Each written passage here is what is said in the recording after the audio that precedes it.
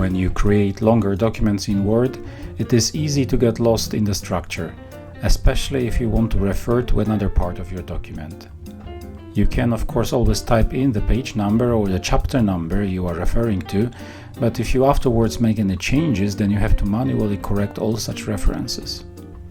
One way to make your Word documents more professional is to use bookmarks and cross-references to allow for these references to be updated automatically.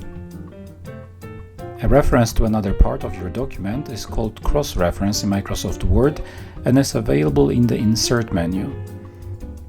When you click on the cross-reference button, you will be presented with a dialog allowing you to pick what you want to reference and how you want the outcome to look like. The reference type drop-down list shows different object types you can refer to. Let's start with numbered item. If you pick this reference type, then Word will display all items which are formatted as numbered list items. In this example, we have a list of selected videos available on Lift Your Skills YouTube channel, and the list is numbered. If we then want to refer to a particular item in the list, we can simply click on Insert Cross-Reference and choose the numbered item reference type. Then, in the list below, we can pick which item we want to refer to. In the Insert Reference to, we can pick how the reference is supposed to look like. By default, Word suggests using the page number, and this is useful if you wanted to make a reference saying something like mentioned on page X. If you instead want to write something like in point X, then you can pick paragraph number from the list. This will insert the number of the item in the list in the text. Regardless of what reference type you are using, it is a good idea to have a tick in the Insert as a hyperlink checkbox. This will add a clickable link in your document which, when clicked, will move you to the place you are referring to. The advantage of this functionality is double.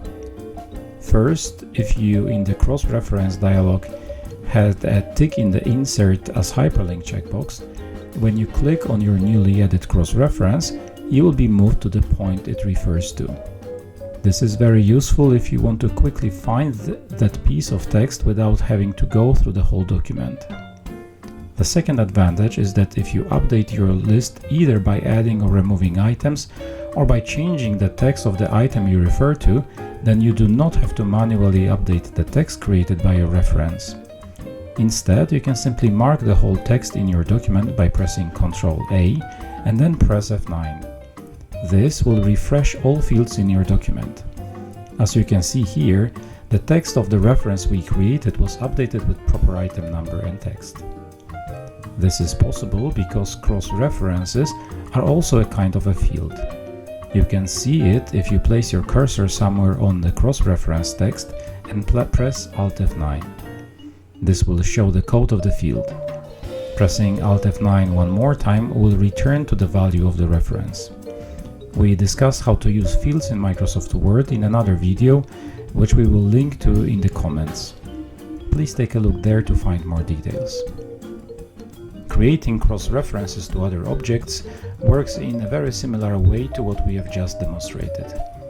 Heading will give you the possibility of referring to any headings defined in your document. This is useful if you have chapters in your document defined as headings. You can then easily create references like discussed in chapter X. Bookmarks will give you the possibility of referring to any place in your document which is bookmarked. We will show how to create bookmarks in a moment. Footnote and endnote will give you the possibility of referring to any footnote and endnote respectively. Same goes for the remaining object types: equation, figure and table.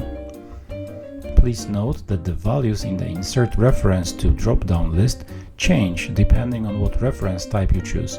You will get different values to choose from. Besides all the options when creating cross-references, you can also decide whether you want to include above or below text in the reference.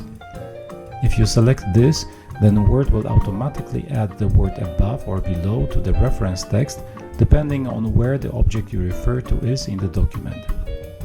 This will give you the possibility of creating references like discussed in chapter 1 above or shown in figure 4 below. Additionally, Should you move the text with the reference relative to the object you refer to, then after refreshing all fields in the document, you will get the correct word entered automatically. If you want to refer to a place in your document which is not formatted in any specific way or is not one of the object types available in the list in the cross-reference dialog, then you can create a bookmark. Simply put your cursor where you want the bookmark to be created, or mark the text you want to bookmark, and click on Insert Bookmark. You will then be asked to provide a name for this bookmark. Pick something descriptive so that you know what it is.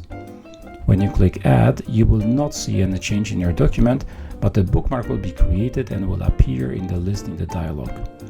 If you now close the dialog, you will be able to create cross-references to this bookmark in the same way as we showed with other object types. Simply go to Insert Cross-Reference and pick Bookmark from the Reference Type drop-down list. You will then be able to refer to the text or the page number of the bookmark. Please check our video on how to work with fields in Microsoft Word and see our other videos to learn more about various Office applications.